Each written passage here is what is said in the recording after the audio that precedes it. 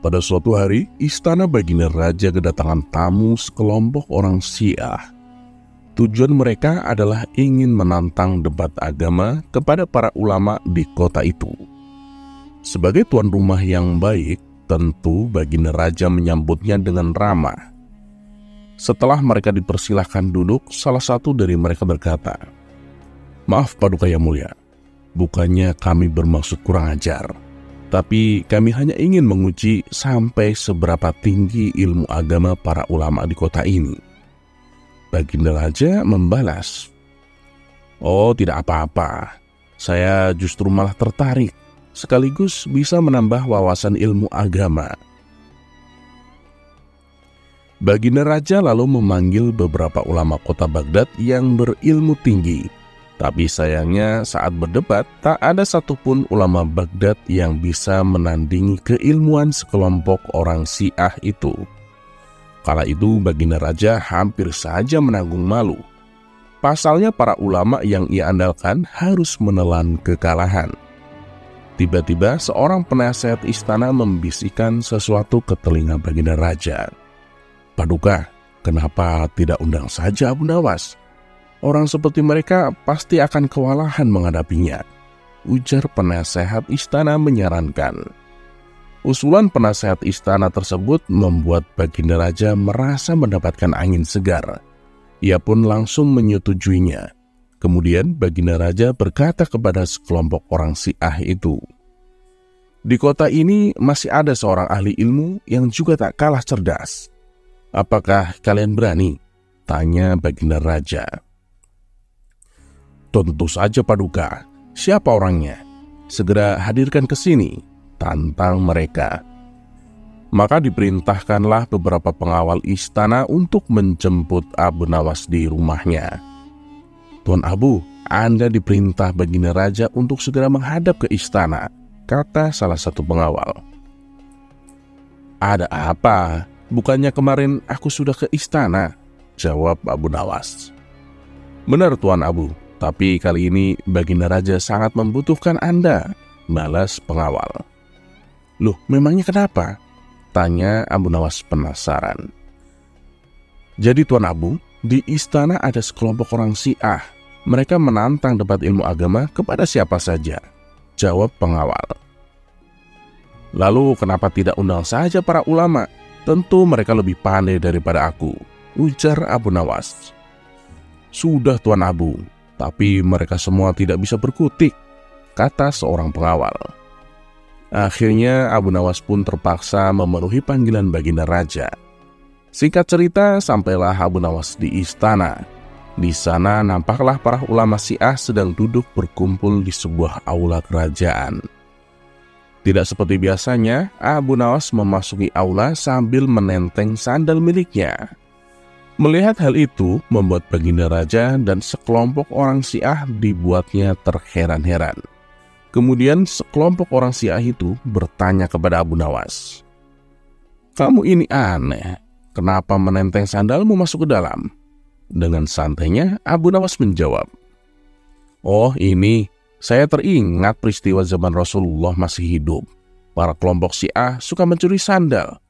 Makanya saya bawa masuk, takut sandalnya hilang," jawab Abu Nawas. Jawaban Abu Nawas tersebut sontak membuat sekelompok orang Syiah semakin bertambah heran. Begitu juga dengan Baginda Raja. "Kamu jangan mengarang cerita palsu. Zaman Rasulullah ajaran Syiah belum ada," protes mereka. "Wah, kalau begitu diskusi perdebatan kita selesai. Dari mana ajaran agama Islam kalian? Kalau di zaman Rasulullah saja belum ada Syiah," balas Abu Nawas. Kemudian Abu Nawas pun langsung ngeloyor pergi meninggalkan mereka. Sementara sekelompok orang-orang Syiah ini tidak bisa membantah pernyataan Abu Nawas. Baginda Raja yang menyaksikan hal itu seketika tertawa terpingkal-pingkal sembari memuji kecerdasan Abu Nawas.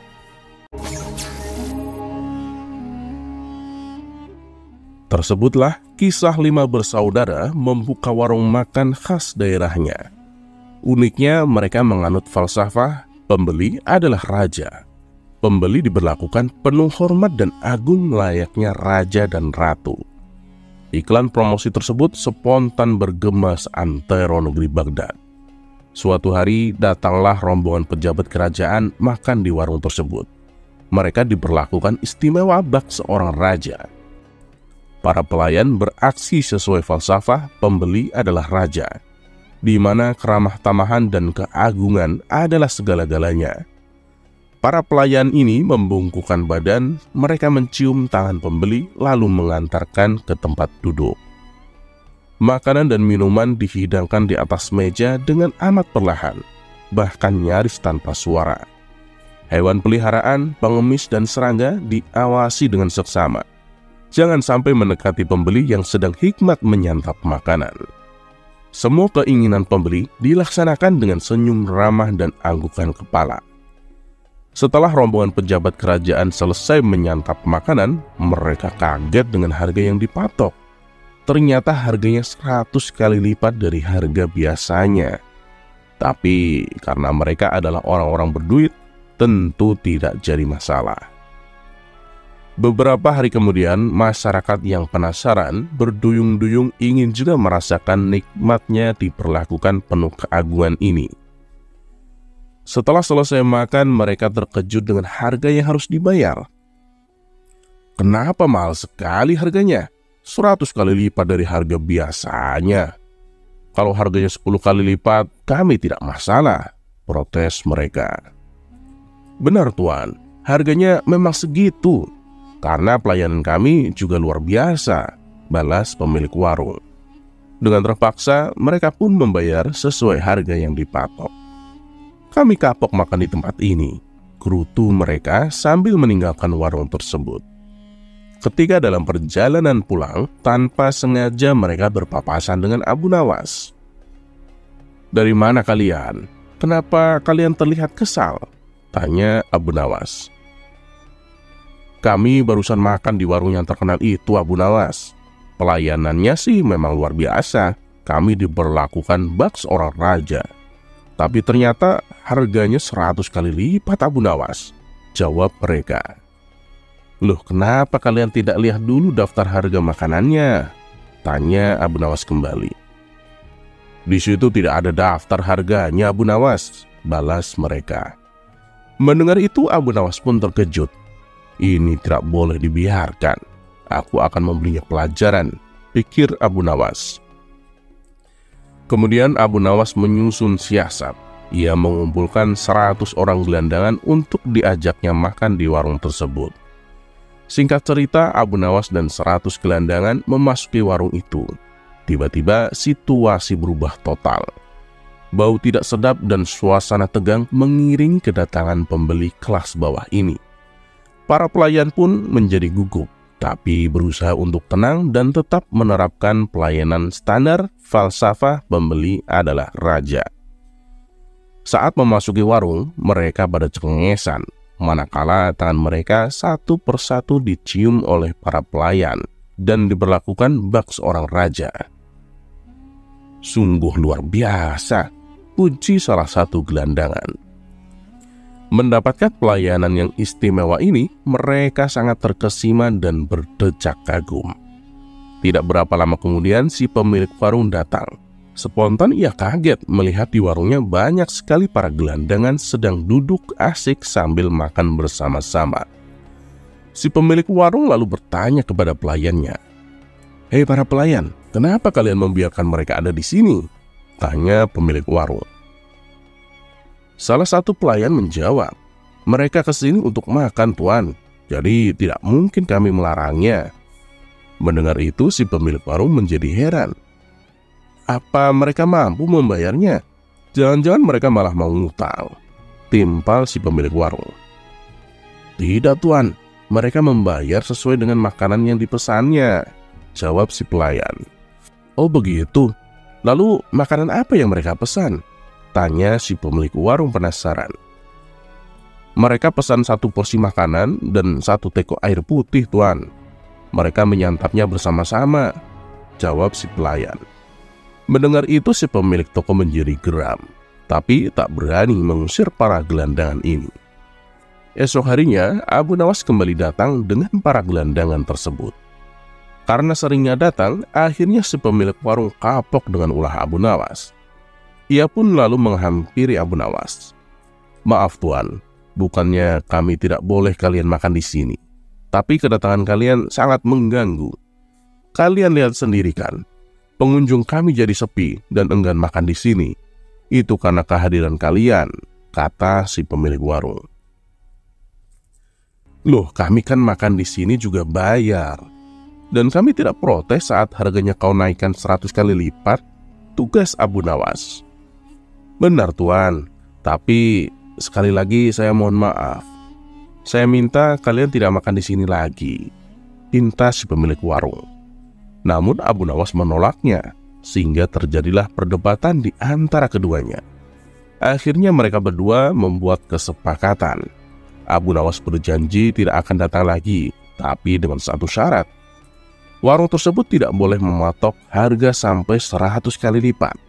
Dan daftar harga makanan harus terpampang di dinding warung, supaya si pembeli bisa memilih makanan sesuai dengan uang yang dibawanya. Si pemilik warung pun menyetujui persyaratan tersebut. Sejak saat itulah si pemilik warung kini tak pernah lagi mematok harga yang tak wajar. Cerita berikutnya.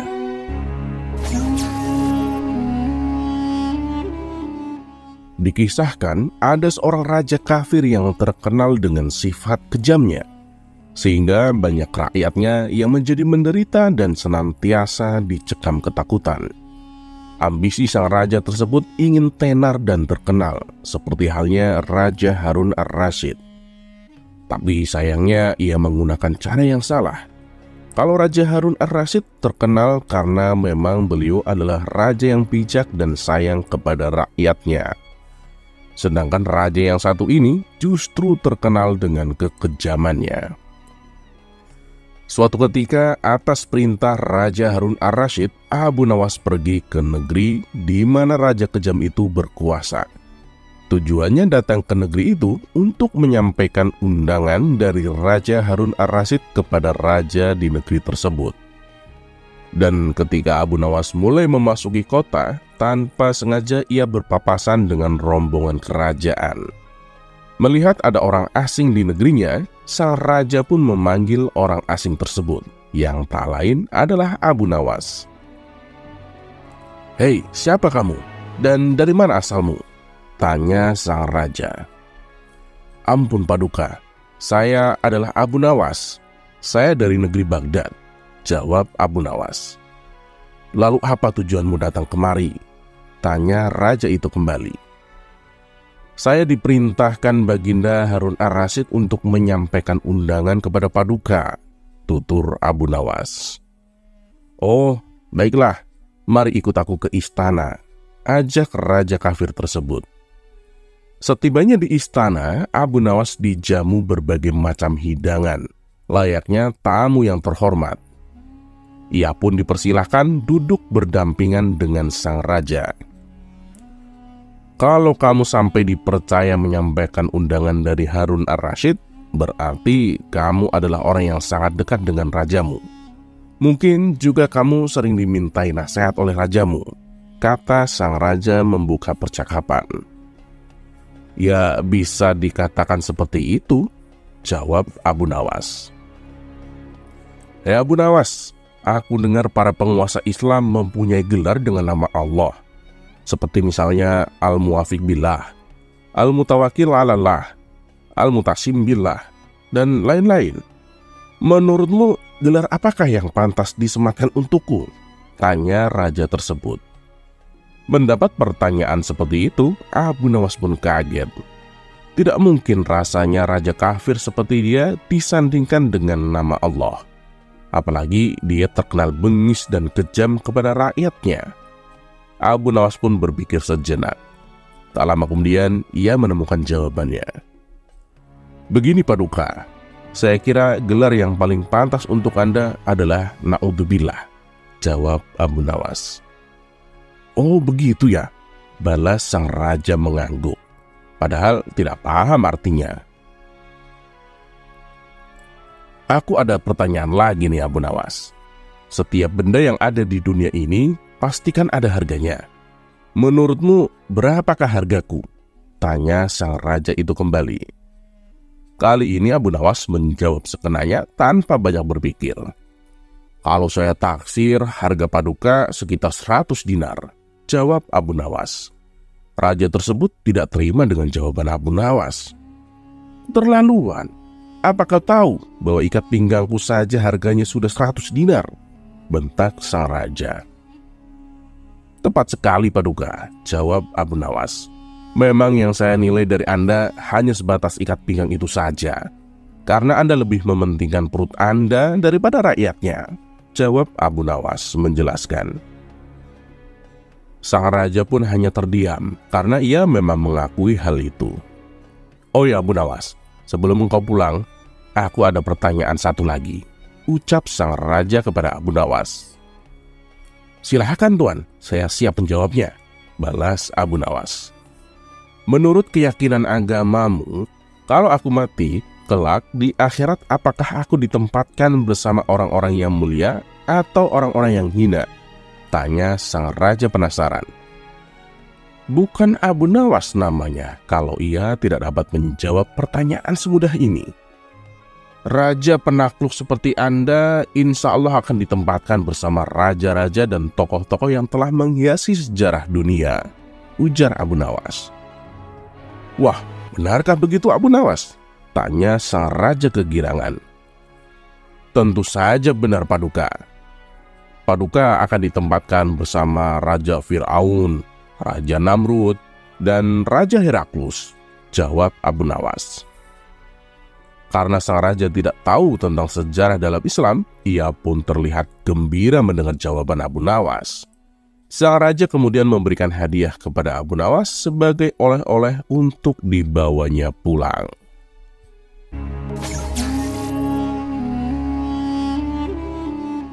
Sebagai seorang muslim, Abu Nawas sudah pasti mengimani bahwa kelak di alam kubur ia akan didatangi dua malaikat, yakni malaikat Munkar dan malaikat Nakir.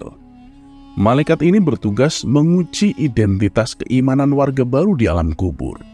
Pertanyaan yang diajukan malaikat itu mestinya tidak sulit, karena semua muslim sudah mendapat bocorannya. Ada 6 soal yang ditanyakan malaikat itu.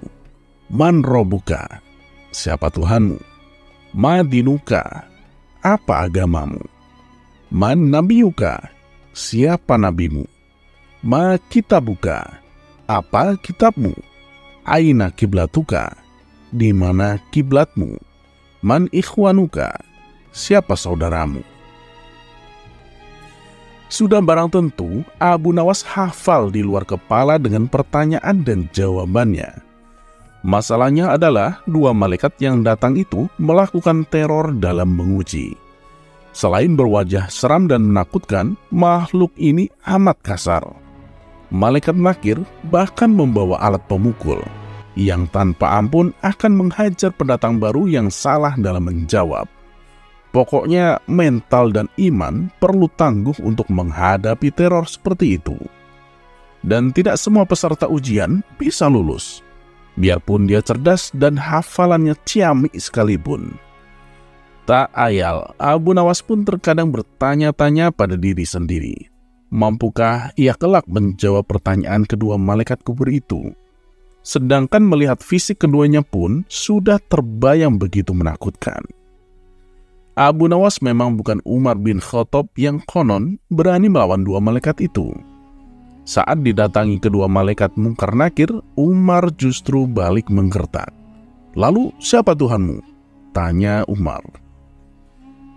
Kedua malaikat itu akhirnya mengenali siapa yang dihadapinya. Keduanya pun akhirnya pergi meninggalkan sahabat Nabi Shallallahu Alaihi Wasallam tersebut. Mengingat kisah Umar dan dua malaikat itu membuat otak nakal Abu Nawas terusik. Tak ada cara lain, pikirnya. Abu Nawas menyadari bahwa dirinya tak sebanding dengan Umar bin Khattab. Itu sebabnya ia mesti mencari jalan lain, jalan mengelabui dua malaikat tersebut. Intinya, Abu Nawas ingin menyiasati bagaimana terhindar dari ujian malaikat Mungkar dan Nakir. Abu Nawas lalu memberikan wasiat kepada keluarganya agar saat ia meninggal kelak dikafani dengan kain kafan yang sudah sangat usang. Keluarganya tentu saja bertanya-tanya, "Wasiat kok aneh begitu?" celetuk sang istri. Abu Nawas tak banyak komentar. "Sudah, pokoknya lakukan saja apa yang aku katakan," katanya dengan tegas. Benar saja, tiba saat Abu Nawas meninggal, istrinya pun menjalankan wasiat itu, mencarikan kain kafan lusuh untuk membungkus jenazahnya. Sesaat setelah Abu Nawas dikuburkan, datanglah dua malaikat, Mungkar sebagai malaikat penanya di alam kubur, dan malaikat Nakir yang bertugas sebagai pemberi siksa kubur. Kedua malaikat itu siap memberikan pertanyaan kepada Abu Nawas. Hanya saja, sebelum malaikat Mungkar menjalankan tugasnya, ia terheran-heran melihat kain kafan Abu Nawas. Ini penghuni lama," celetuk malaikat Mungkar.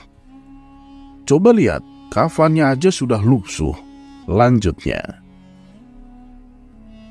"Tapi ini tanahnya galian baru," bantah malaikat Nakir meragukan.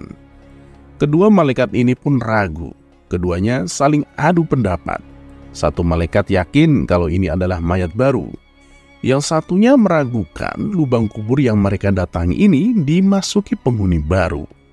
Setelah berdebat cukup lama, kedua malaikat memutuskan tetap menanyai Abu Nawas. "Siapa Tuhanmu?" ujar sang malaikat kepada Abu Nawas dengan suara menggelegar. Abu Nawas benar-benar ketakutan, maka ia pun tak langsung menjawab. Setelah hening sesaat, Abu Nawas menyahut, "Apa kalian tidak salah alamat? Lihat, kain kafanku ini kan sudah usang. Berarti aku ini penghuni lama, ya kan?" Kedua malaikat terdiam. Mereka memandangi Abu Nawas di sekujur tubuhnya. Memang kain kafan yang dipakainya sangat usang, namun tanahnya masih baru. Keduanya pun bertanya-tanya, apa mereka sedang dikibuli? Cerita berikutnya. Sejak peristiwa penghancuran barang-barang di istana oleh Abu Nawas yang dilegalisir oleh Baginda, sejak saat itu pula Baginda ingin menangkap Abu Nawas untuk dijebloskan ke penjara. Sudah menjadi hukum, bagi siapa saja yang tak sanggup melaksanakan titah Baginda, maka tak disangsikan lagi. Ia akan mendapat hukuman. Baginda Raja tahu Abu Nawas amat takut kepada beruang. Suatu hari, Baginda Raja memerintahkan prajuritnya menjemput Abu Nawas agar bergabung dengan rombongan Baginda Raja Harun ar-Rasyid berburu beruang. Abu Nawas merasa takut dan gemetar, tapi ia tak berani menolak perintah Baginda Raja. Dalam perjalanan menuju hutan, tiba-tiba cuaca yang cerah berubah menjadi mendung. Baginda Raja memanggil Abu Nawas. Dengan penuh rasa hormat, Abu Nawas mendekati Baginda Raja. "Tahukah kamu mengapa engkau aku panggil?" tanya Baginda Raja tanpa sedikit pun senyum di wajahnya. "Ampun tuanku, hamba belum tahu," kata Abu Nawas. "Kamu pasti tahu bahwa sebentar lagi akan turun hujan. Hutan masih jauh dari sini. Kamu kuberi kuda yang lamban, sedangkan aku dan para pengawal-pengawalku akan menunggang kuda yang cepat. Nanti pada waktu santap siang, kita berkumpul di tempat peristirahatanku. Bila hujan turun, kita harus menghindarinya dengan cara kita masing-masing, agar pakaian kita tetap kering. Sekarang kita berbencar," Baginda Raja menjelaskan. Kemudian Baginda dan rombongan mulai bergerak. Abu Nawas kini tahu Baginda akan menjebaknya. Ia harus mencari akal. Dan ketika Abu Nawas sedang berpikir, tiba-tiba hujan turun. Begitu hujan turun, Baginda dan rombongan segera memacu kuda untuk mencapai tempat perlindungan yang terdekat. Tapi karena derasnya hujan, Baginda Raja dan pengawalnya basah kuyup. Ketika santap siang tiba, Baginda Raja segera menuju tempat peristirahatan. Belum sempat baju Baginda Raja dan para pengawalnya kering, Abu Nawas datang dengan menunggang kuda yang lamban. Baginda Raja dan para pengawal terperangah karena baju Abu Nawas tak basah.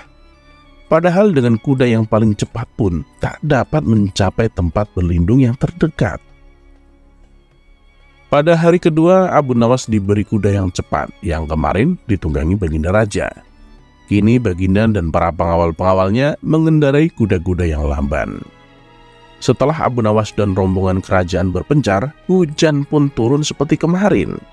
Malah hujan hari ini lebih deras daripada kemarin. Baginda Raja dan pengawalnya langsung basah kuyup karena kuda yang ditungganginya tak dapat berlari dengan kencang. Ketika saat bersantap siang tiba, Abu Nawas tiba di tempat peristirahatan lebih dulu dari Baginda dan pengawalnya. Abu Nawas menunggu Baginda Raja. Selang beberapa saat, Baginda Raja dan para pengawalnya tiba dengan pakaian yang basah kuyup. Melihat Abu Nawas dengan pakaian yang tetap kering, Baginda Raja menjadi penasaran. Ia tak sanggup lagi menahan keingintahuan yang selama ini disembunyikannya. Terus terang, bagaimana caranya menghindari hujan, wahai Abu Nawas? Tanya Baginda Raja. Itu mudah, tuanku yang mulia, kata Abu Nawas sambil tersenyum. Sedangkan aku dengan kuda yang cepat tak sanggup mencapai tempat berteduh terdekat, apalagi dengan kuda yang lamban ini, kata Baginda Raja. Jadi gini Paduka, hamba sebenarnya tak melarikan diri dari hujan. Tetapi begitu hujan turun, hamba secepat mungkin melepas pakaian dan segera melipatnya, lalu mendudukinya. Ini hamba lakukan sampai hujan berhenti. Diam-diam, Baginda Raja mengakui kecerdikan Abu Nawas. Cerita berikutnya. Kisah kocak Abu Nawas seakan tak pernah habis untuk diceritakan. Kisahnya sejak lama sudah banyak mengocok perut jutaan orang di dunia. Meski dianggap sebagai salah satu penyair terbesar sastra Arab, namun ketika mendengar nama Abu Nawas, yang terlintas di pikiran kita adalah humornya. Dari sekian banyak kisah kocak Abu Nawas, ada salah satu yang juga tak kalah lucu, yaitu saat berdebat dengan tetangganya. Berikut kisahnya. Siang itu, langit terlihat mendung. Awan hitam menyelimuti cakrawala, pertanda sebentar lagi akan turun hujan. Dan benar saja, tak lama kemudian hujan pun mulai turun. Abu Nawas yang rencananya hari itu akan pergi, terpaksa mengurungkan niatnya. Dia lebih memilih duduk di depan rumah sambil menikmati secangkir kopi hangat. Ketika Abu Nawas sedang memandangi hujan, tiba-tiba pandangannya tertuju pada sosok Abu Jahil, tetangganya. Abu Jahil terlihat berlari tergesa-gesa menuju arah rumahnya sendiri. Sifat usil Abu Nawas pun muncul ingin meledek Abu Jahil. "Hai pelit, kenapa kau berlari tergesa-gesa?" teriak Abu Nawas kepada Abu Jahil dengan sebutan pelit. "Biar tidak kehujanan dong. Saya kan pakai jubah yang mahal. Sayang loh kalau sampai basah kena air hujan," kata Abu Jahil balas ngeledek. "Sungguh bodoh. Ada saja orang yang lari dari rahmat Allah," balas Abu Nawas tak mau kalah. "Maksudmu apa Abu Nawas? Siapa yang lari dari rahmat Allah?" tanya Abu Jahil tidak terima. "Loh, bukankah hujan itu rahmat? Kenapa kamu malah menghindarinya?" tanya balik Abu Nawas. Mendengar itu, Abu Jahil tidak bisa berkata apa-apa. Ia kemudian masuk ke dalam rumah dan menutup pintunya dengan keras. Sementara Abu Nawas tertawa terkekeh-kekeh melihat ulah Abu Jahil tersebut. Beberapa hari kemudian, ketika Abu Nawas sedang nongkrong di warung, ia merasakan sebentar lagi akan turun hujan. Ternyata dugaan Abu Nawas tepat. Rintik gerimis mulai turun dari langit. Ia pun teringat cucian baju di rumahnya yang sedang dijemur. Saat itu juga Abu Nawas berlari dengan tergesa-gesa agar secepatnya tiba di rumah. Kebetulan saat itu Abu Jahil sedang duduk di depan rumah. Melihat Abu Nawas yang berlari tergesa-gesa di tengah gerimis, Abu Jahil berteriak kepadanya. "Abu Nawas, apakah kau lupa dengan tempo hari? Jangan lari dari rahmat Allah, jangan pula menghindarinya, kata Abu Jahil ngeledek Abu Nawas. Mendengar teriakan itu, Abu Nawas pun kaget dan merasa kata-katanya tempo hari dibuat serangan oleh Abu Jahil. Namun, Abu Nawas yang cerdas dan cerdik tentu tak kehilangan akal untuk memberikan jawaban. Siapa yang lari dari rahmat Allah? Justru aku menghormatinya. Aku lari tergesa-gesa agar tidak menginjak rahmat Allah dengan kakiku, balas Abu Nawas. Mendengar jawaban tersebut, muka Abu Jahil menjadi kecut. Niatnya mau ngeledek, malah ia sendiri yang kembali kena. Kurang ajar Abu Nawas, ada saja jawabannya. Batin Abu Jahil menahan emosi. Setelah Abu Nawas mengambil jemuran bajunya, ia duduk di depan rumah sambil memakan daging kambing. Ternyata Abu Jahil masih duduk di depan rumahnya sendiri. Melihat Abu Nawas makan daging kambing, Abu Jahil kembali meledek. "Hei Abu Nawas, jangan kebanyakan makan daging kambing. Nanti cepat terkena darah tinggi," teriak Abu Jahil. "Ya, saya kira Allah lebih tahulah mana yang sedang terkena penyakit darah tinggi," balas Abu Nawas cengengesan.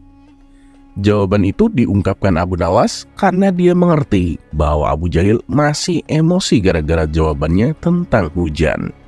Jawaban Abu Nawas tersebut spontan membuat Abu Jahil bertambah emosi. Ia pun langsung masuk ke dalam rumah dan kembali menutup pintunya dengan keras.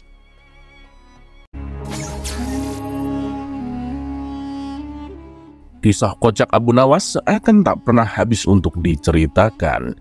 Kisahnya sejak lama sudah banyak mengocok perut jutaan orang di dunia.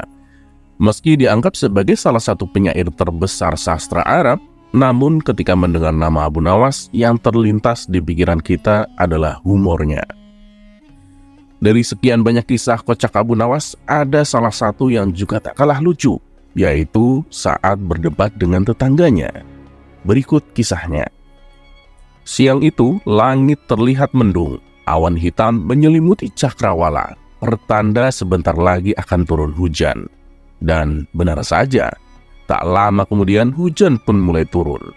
Abu Nawas yang rencananya hari itu akan pergi, terpaksa mengurungkan niatnya. Dia lebih memilih duduk di depan rumah sambil menikmati secangkir kopi hangat. Ketika Abu Nawas sedang memandangi hujan, tiba-tiba pandangannya tertuju pada sosok Abu Jahil, tetangganya. Abu Jahil terlihat berlari tergesa-gesa menuju arah rumahnya sendiri. Sifat usil Abu Nawas pun muncul ingin meledek Abu Jahil. "Hei pelit, kenapa kau berlari tergesa-gesa?" teriak Abu Nawas kepada Abu Jahil dengan sebutan pelit. "Biar tidak kehujanan dong. Saya kan pakai jubah yang mahal. Sayang loh kalau sampai basah kena air hujan," kata Abu Jahil balas ngeledek. "Sungguh bodoh. Ada saja orang yang lari dari rahmat Allah," balas Abu Nawas tak mau kalah. "Maksudmu apa Abu Nawas? Siapa yang lari dari rahmat Allah?" tanya Abu Jahil tidak terima. "Loh, bukankah hujan itu rahmat? Kenapa kamu malah menghindarinya?" tanya balik Abu Nawas. Mendengar itu Abu Jahil tidak bisa berkata apa-apa. Ia kemudian masuk ke dalam rumah dan menutup pintunya dengan keras. Sementara Abu Nawas tertawa terkekeh-kekeh melihat ulah Abu Jahil tersebut.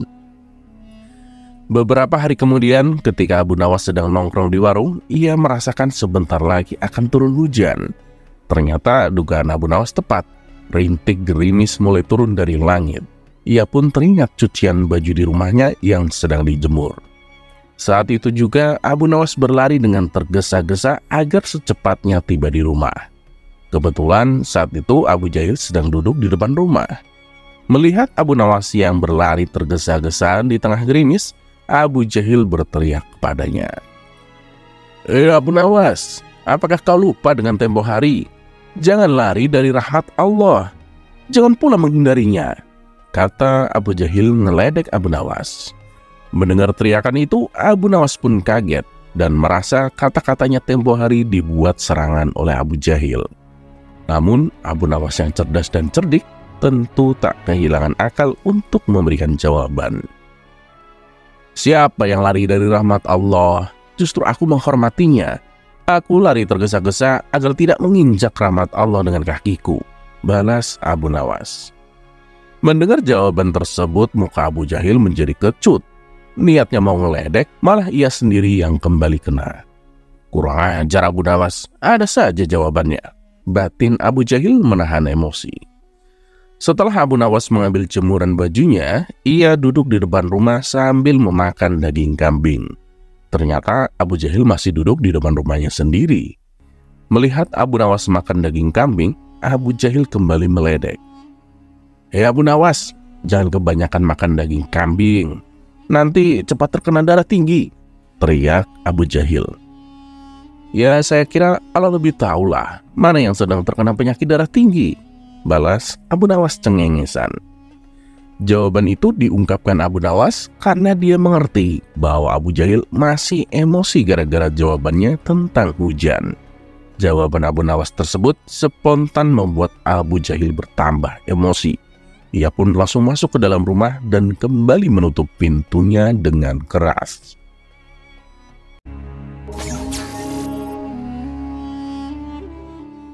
Tak hanya cerdik dan jenaka, Abu Nawas juga dikenal sebagai orang alim yang jujur.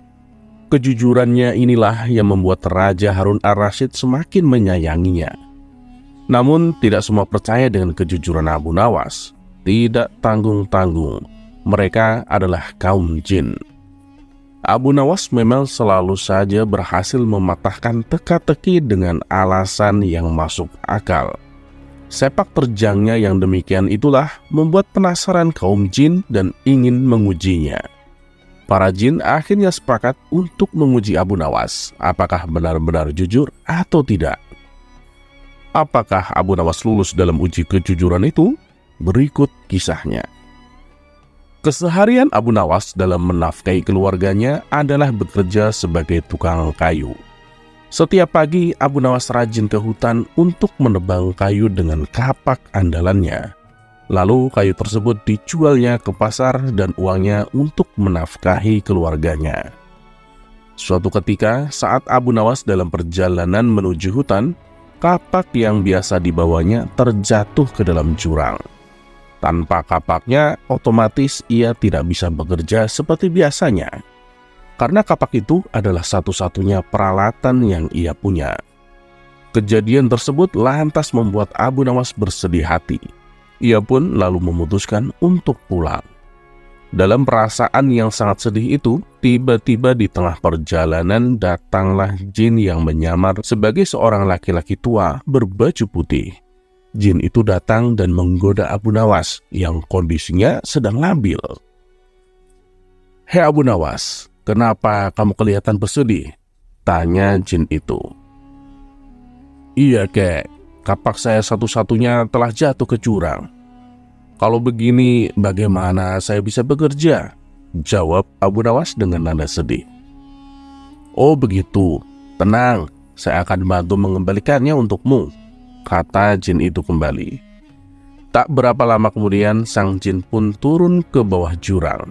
Ternyata jin tersebut memiliki keinginan untuk menguji kejujuran Abu Nawas yang sering didengarnya. Terbesit di benak jin untuk memberikan kapak yang lain yang terbuat dari emas. Apa reaksi Abu Nawas nantinya? "Hei Abu Nawas, apakah ini kapakmu?" tanya jin itu. "Bukan, kapak saya jelek kok," jawab Abu Nawas. Jin itu kembali turun ke jurang dan kali ini ia memperlihatkan kapak yang gagangnya berlapiskan mutiara dan intan kepada Abu Nawas. "Apakah ini kapakmu, wahai Abu Nawas?" tanya jin itu kembali. Bukan itu kapak saya. Kapak saya sudah jelek kok," tegas Abu Nawas. Untuk ketiga kalinya, jin itu turun ke jurang dan memperlihatkan kapak yang biasa Abu Nawas gunakan. "Nah iya, itu baru kapak saya," sahut Abu Nawas kegirangan. Jin itu pun kagum dengan kejujuran Abu Nawas. Ia pun mengakui bahwa Abu Nawas memang benar-benar seseorang yang jujur. Lalu jin itu berkata kepada Abu Nawas, "Hei Abu Nawas, seandainya kamu mengaku kalau kapak emas adalah milikmu, tentu aku akan memberikannya kepadamu, meskipun aku tahu kamu berbohong. Akan tetapi kamu malah berkata jujur apa adanya. Abu Nawas pun menjawab, saya adalah orang yang selalu bersyukur dengan apa yang saya punya. Dan saya tidak mau mengambil sesuatu yang bukan hak saya. Bagiku kapak jelek itu adalah rezeki yang luar biasa. Karena dengan kapak itulah aku bisa bekerja secara halal dan mendapatkan kayu untuk aku jual. Rasa syukur? Tanya jin itu dengan heran.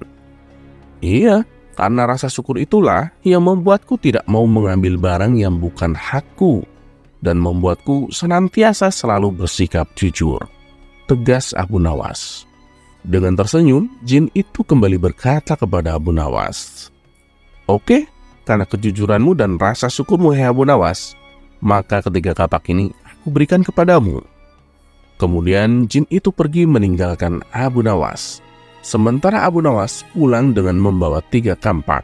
Kampak jelek yang biasa ia pakai, kampak yang terbuat dari emas, dan kampak yang gagangnya berlapis mutiara dan intan.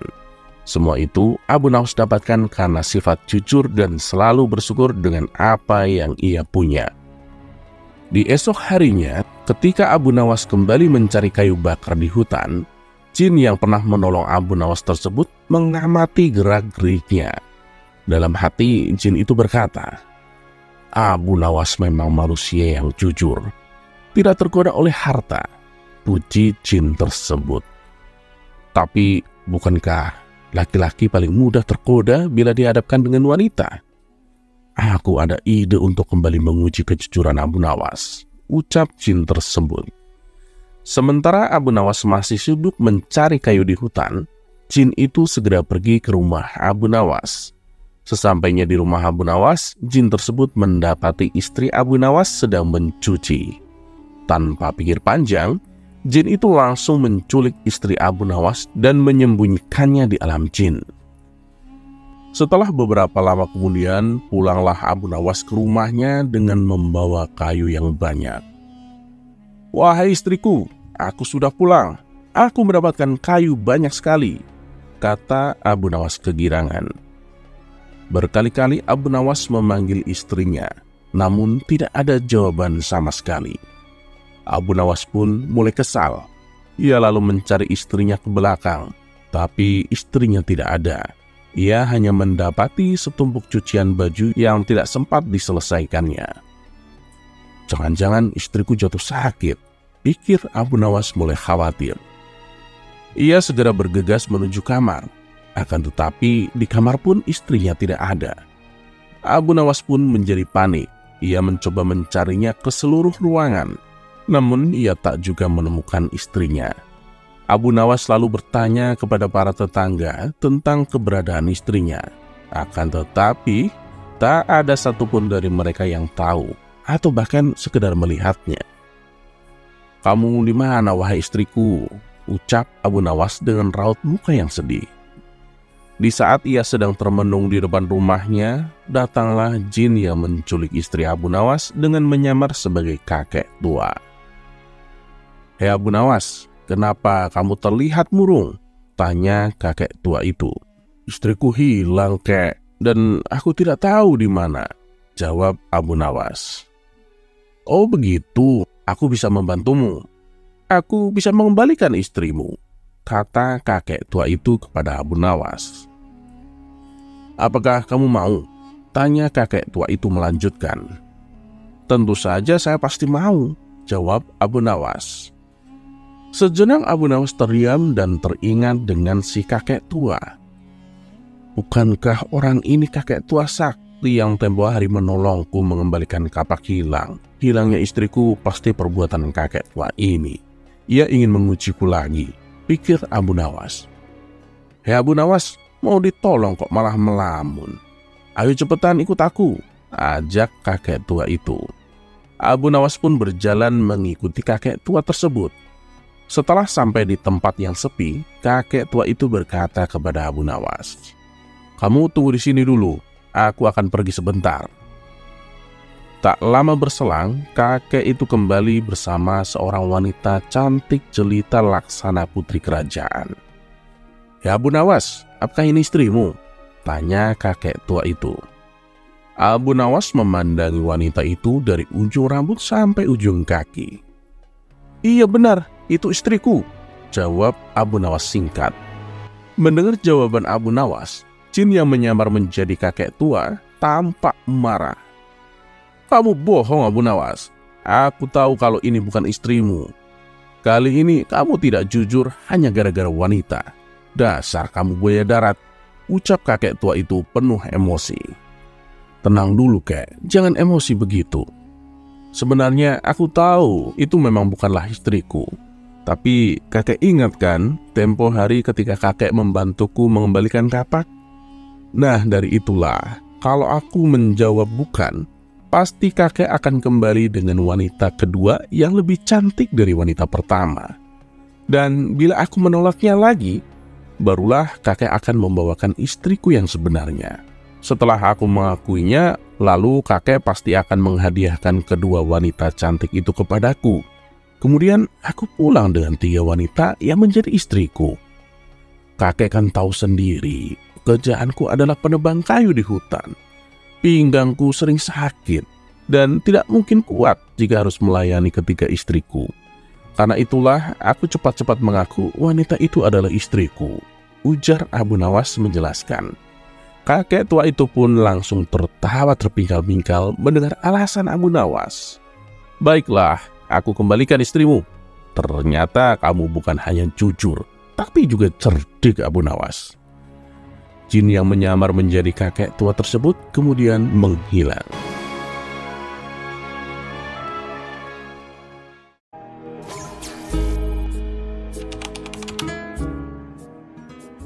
Semasa Rasulullah Shallallahu Alaihi Wasallam hidup, tentu digelilingi para sahabat dengan segala karakteristiknya yang beragam.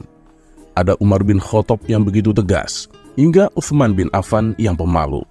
Namun sudah tahukah mengenai kisah Nuaiman, sahabat Nabi yang sering bertingkah lugu dan jenaka? Sosok sahabat Nabi kali inilah satu-satunya yang berhasil menciptakan tawa pada Rasulullah hingga terlihat gigi geraham beliau. Seperti yang diketahui, alih-alih tertawa, Rasulullah akan sering memberikan senyum kepada orang-orang di sekitarnya. Nama lengkapnya adalah Nuaiman bin Ibnu Amr bin Rafa'ah.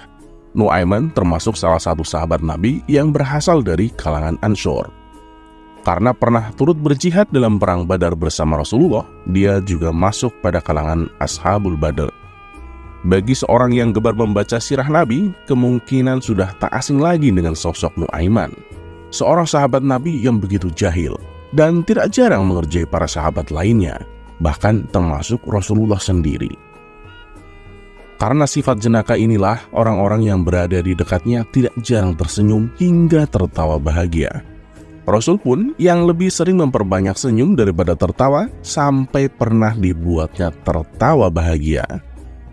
Kisah mengenai kejahilan Nuaiman satu ini diceritakan dari Ibnu Majah. Suatu ketika Abu Bakar As-Siddiq pernah mengajak Nuaiman dengan bersama sahabat yang lain lagi untuk berdagang. Adapun sahabat yang diajak bernama Suwaibid bin Harmalah. Mereka bertiga pergi ke Syam, yang mana merupakan daerah maju pada masa itu. Pada suatu hari yang mulai menjelang siang, Suwaibid ditugaskan untuk menjaga makanan.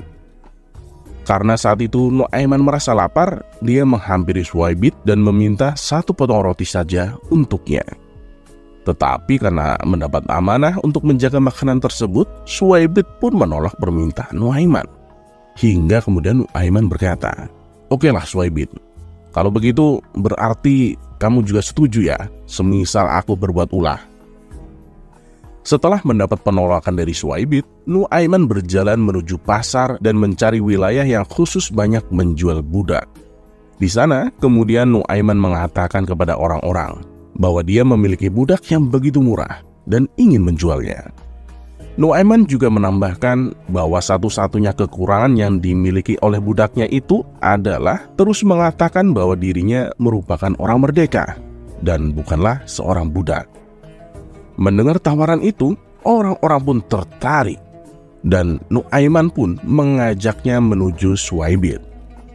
Nah, itu orang yang ada di sana yang sedang menjaga makanan, ujar Nuaiman pada mereka. Orang itu pun memberi uang kepada Nuaiman dan menghampiri Suwaibit untuk dibawa. Sudah barang tentu, Suwaibit yang terkejut mengatakan bahwa dirinya bukanlah budak, tapi orang yang merdeka. Namun karena sebelumnya Nuaiman sudah mengatakan hal tersebut, orang yang membeli tadi menganggap perkataan Suwaibit sebagai bualan saja dan mulai membawanya. Setelah beberapa saat dari kejadian tersebut, Abu Bakar As-Siddiq kembali dan mencari keberadaan Suwaibit karena tidak mendapati kehadirannya. Nuaiman pun berkata, "Suwaibit sudah aku jual, ya Abu Bakar." Setelahnya, Nuaiman menceritakan semua yang terjadi dengan jujur kepada Abu Bakar. Abu Bakar pun menembus kembali Suwaibit dari orang-orang Syam tadi. Dan lucunya, kisah ini sampai pada telinga Rasulullah dan membuat beliau tertawa hingga terlihat gigi geraham di hadapan para sahabat. Perawi hadis menyebutkan bahwasanya Nabi Shallallahu Alaihi Wasallam menceritakan kisah lucu Nuaiman dan Suwaibit ini pada para tamunya, bahkan walau 1 tahun telah berlalu dari kejadian itu.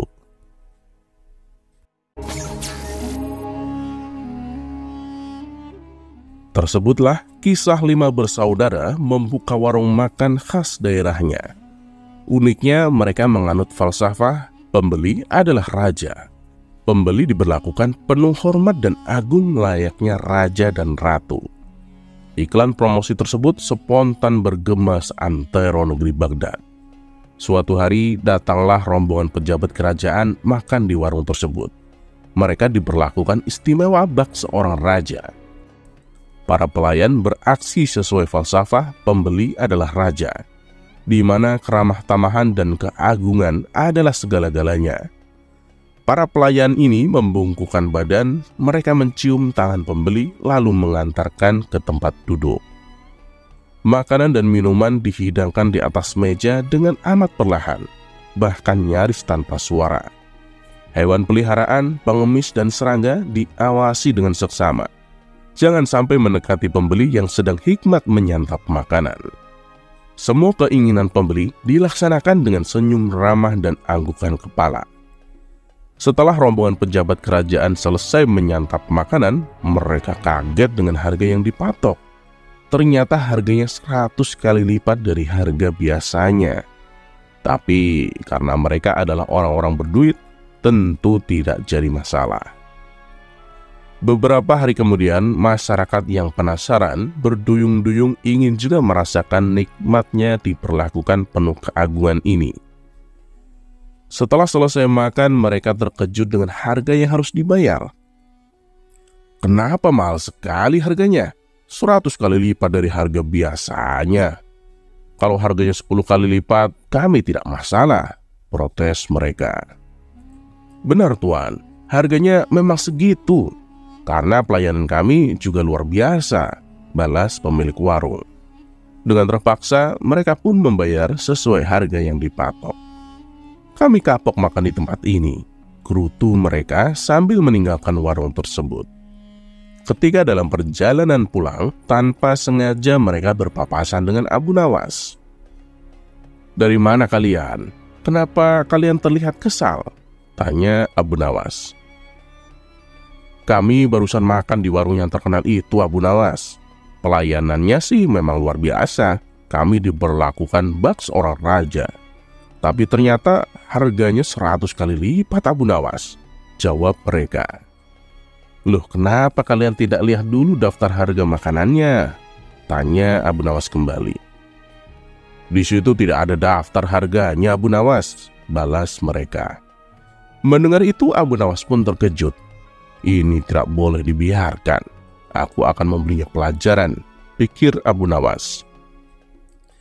Kemudian Abu Nawas menyusun siasat. Ia mengumpulkan 100 orang gelandangan untuk diajaknya makan di warung tersebut. Singkat cerita, Abu Nawas dan 100 gelandangan memasuki warung itu. Tiba-tiba situasi berubah total. Bau tidak sedap dan suasana tegang mengiringi kedatangan pembeli kelas bawah ini.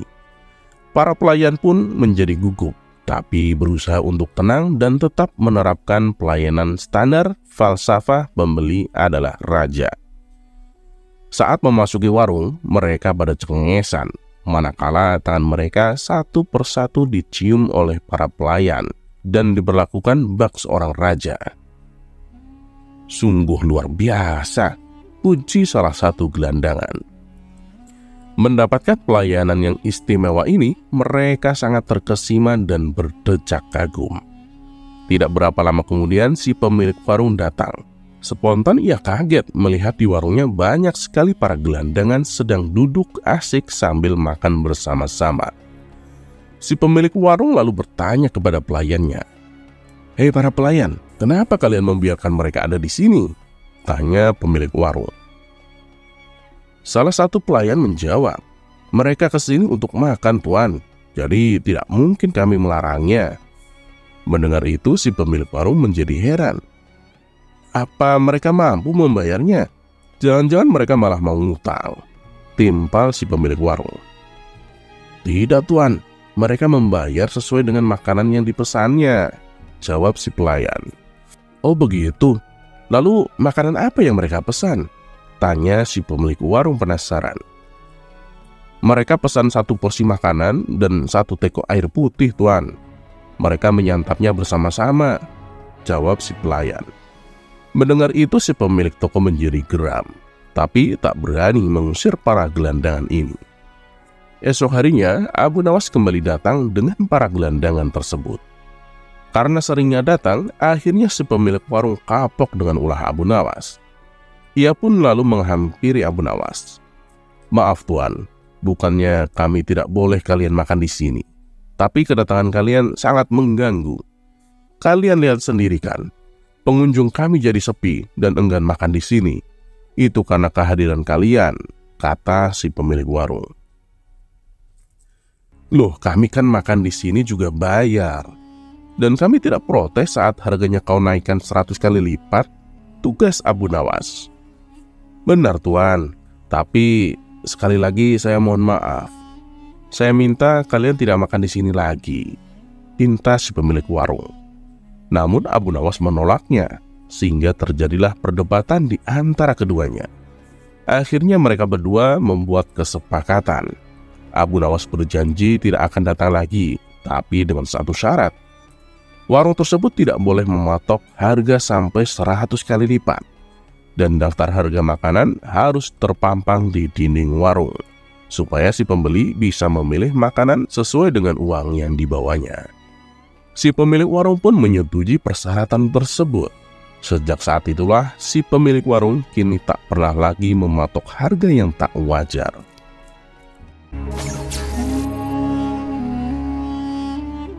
Sejak peristiwa penghancuran barang-barang di istana oleh Abu Nawas yang dilegalisir oleh Baginda, sejak saat itu pula Baginda ingin menangkap Abu Nawas untuk dijebloskan ke penjara.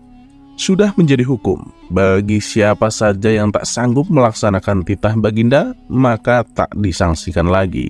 Ia akan mendapat hukuman. Baginda Raja tahu Abu Nawas amat takut kepada beruang. Suatu hari Baginda Raja memerintahkan prajuritnya menjemput Abu Nawas agar bergabung dengan rombongan Baginda Raja Harun Ar-Rasyid berburu beruang. Abu Nawas merasa takut dan gemetar, tapi ia tak berani menolak perintah Baginda Raja. Dalam perjalanan menuju hutan, tiba-tiba cuaca yang cerah berubah menjadi mendung. Baginda Raja memanggil Abu Nawas. Dengan penuh rasa hormat, Abu Nawas mendekati Baginda Raja. "Tahukah kamu mengapa engkau aku panggil?" tanya Baginda Raja tanpa sedikit pun senyum di wajahnya. "Ampun tuanku, hamba belum tahu," kata Abu Nawas. "Kamu pasti tahu bahwa sebentar lagi akan turun hujan. Hutan masih jauh dari sini. Kamu kuberi kuda yang lamban, sedangkan aku dan para pengawal-pengawalku akan menunggang kuda yang cepat. Nanti pada waktu santap siang, kita berkumpul di tempat peristirahatanku. Bila hujan turun, kita harus menghindarinya dengan cara kita masing-masing, agar pakaian kita tetap kering. Sekarang kita berbencar," Baginda Raja menjelaskan. Kemudian Baginda dan rombongan mulai bergerak. Abu Nawas kini tahu Baginda akan menjebaknya. Ia harus mencari akal. Dan ketika Abu Nawas sedang berpikir, tiba-tiba hujan turun. Begitu hujan turun, Baginda dan rombongan segera memacu kuda untuk mencapai tempat perlindungan yang terdekat. Tapi karena derasnya hujan, Baginda Raja dan pengawalnya basah kuyup. Ketika santap siang tiba, Baginda Raja segera menuju tempat peristirahatan. Belum sempat baju Baginda Raja dan para pengawalnya kering, Abu Nawas datang dengan menunggang kuda yang lamban. Baginda Raja dan para pengawal terperangah karena baju Abu Nawas tak basah. Padahal dengan kuda yang paling cepat pun tak dapat mencapai tempat berlindung yang terdekat. Pada hari kedua, Abu Nawas diberi kuda yang cepat, yang kemarin ditunggangi Baginda Raja. Kini Baginda dan para pengawal-pengawalnya mengendarai kuda-kuda yang lamban. Setelah Abu Nawas dan rombongan kerajaan berpencar, hujan pun turun seperti kemarin. Malah hujan hari ini lebih deras daripada kemarin. Baginda Raja dan pengawalnya langsung basah kuyup karena kuda yang ditungganginya tak dapat berlari dengan kencang. Ketika saat bersantap siang tiba, Abu Nawas tiba di tempat peristirahatan lebih dulu dari Baginda dan pengawalnya. Abu Nawas menunggu Baginda Raja. Selang beberapa saat, Baginda Raja dan para pengawalnya tiba dengan pakaian yang basah kuyup. Melihat Abu Nawas dengan pakaian yang tetap kering, Baginda Raja menjadi penasaran. Ia tak sanggup lagi menahan keingintahuan yang selama ini disembunyikannya. Terus terang, bagaimana caranya menghindari hujan, wahai Abu Nawas? Tanya Baginda Raja. Itu mudah, tuanku yang mulia, kata Abu Nawas sambil tersenyum. Sedangkan aku dengan kuda yang cepat tak sanggup mencapai tempat berteduh terdekat, apalagi dengan kuda yang lamban ini, kata Baginda Raja. Jadi gini Paduka, hamba sebenarnya tak melarikan diri dari hujan. Tetapi begitu hujan turun, hamba secepat mungkin melepas pakaian dan segera melipatnya, lalu mendudukinya. Ini hamba lakukan sampai hujan berhenti. Diam-diam, Baginda Raja mengakui kecerdikan Abu Nawas.